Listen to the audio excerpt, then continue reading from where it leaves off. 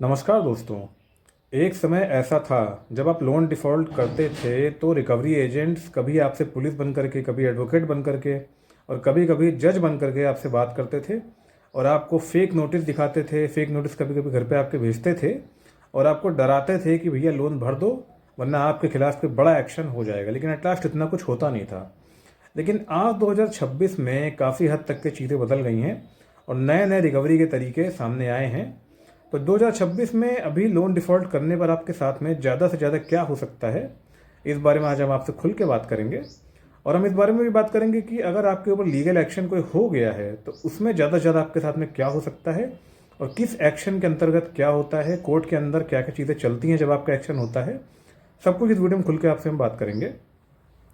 तो आजकल जो सबसे ज़्यादा रिकवरी प्रोसेस हो रही है वो आर्बिट्रेशन के थ्रू हो रही है। कंपनी किसी प्राइवेट आर्बिट्रेटर को हायर करके आपको आर्बिट्रेशन नोटिस भेजती है। अगर आप ऑब्जेक्शन फाइल करवा देते हो तब तो ठीक है, लेकिन अगर आप फाइल नहीं कराते हो तो फिर वो एक तरफा अवार्ड पास करके आर्बिट्रेशन प्रोसेस को आगे बढ़ा देती है और एक्शन ले लेती है। अब इस एक्शन में वो क्या करती है, देखिए आजकल अगर आप आर्बिट्रेशन प्रोसेस से गुजर रहे हो तो कंपनी ज़्यादा से ज़्यादा क्या करती है कि आपका जो भी अकाउंट था जिससे आपकी ईएमआई डेबिट होती थी उसको सेक्शन 17 के नोटिस दे करके फ्रीज करा देती है।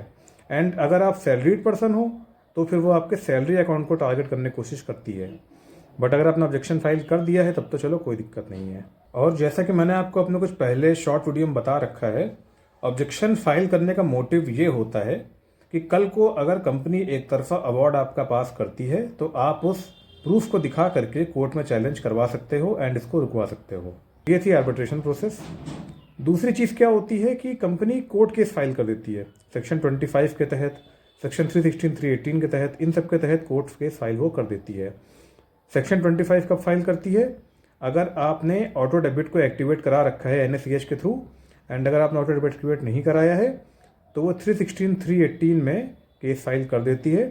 ये केस वो आपके स्टेट के बाहर किसी स्टेट में करती है ताकि आपके ऊपर प्रेशर रहे और उस प्रेशर के तहत आप इनका पैसा इनको दे दो। कंपनी इस समय इस तरह के एक्शंस लेती है।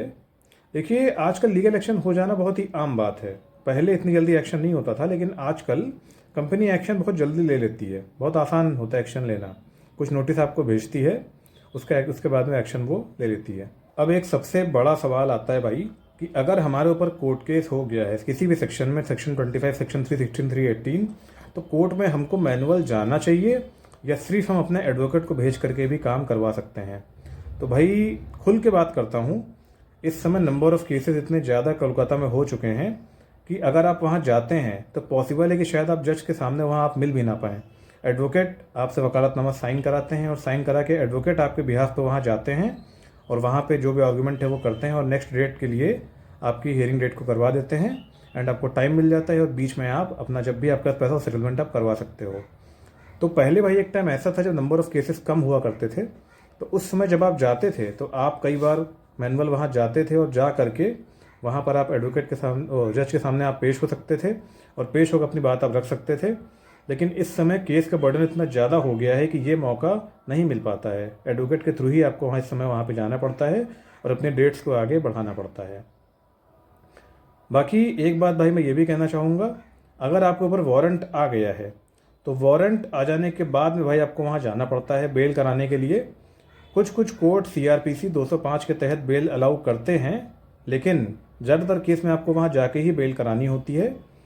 तो ये मैटर पूरा होता है। तो इन शॉर्ट अगर आपके पास में प्री कॉन्ग्रेंस है तो सम्मन आया हुआ है तो ऐसे में आप अपने एडवोकेट को अपीयर वहाँ करा सकते हैं। अगर आप मेरी हेल्प चाहते हैं तो मैं भी आपके बिहाफ पे अपने एडवोकेट को वहाँ भेज दूंगा, उनसे अपनी आप हियरिंग करा सकते हैं और हियरिंग करा के आपकी डेट को एक्सटेंड हो जाएगी और इस बीच आप कंपनी से नेगोशिएट करके पैसों को अरेंज करके सेटलमेंट आप कर सकते हो।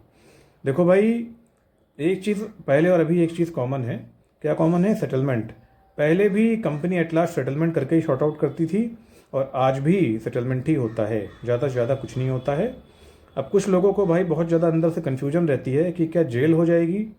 देखो मेरे भाई, जेल इतनी जल्दी किसी को नहीं होती है, लेकिन जेल अगर होती है किसी को, ठीक है, कुछ केसेस अभी देखने को मिले, जैसे अभी राजपाल यादव जी केस देखने को मिला था।